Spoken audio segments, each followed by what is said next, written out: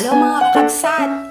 Ito na naman si Luka ng OFW ng Cyprus. Heto, at tayo magluluto. Simple lang ang ulam natin ngayon. Wala naman tayong isasahog, kundi itong hipon na lang.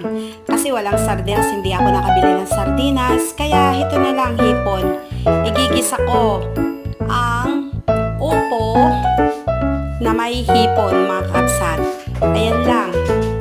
Hipon na may upo ang ulam natin. Simple lang.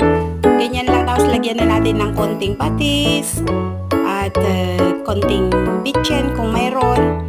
Okay, ano na lang, nor cubes.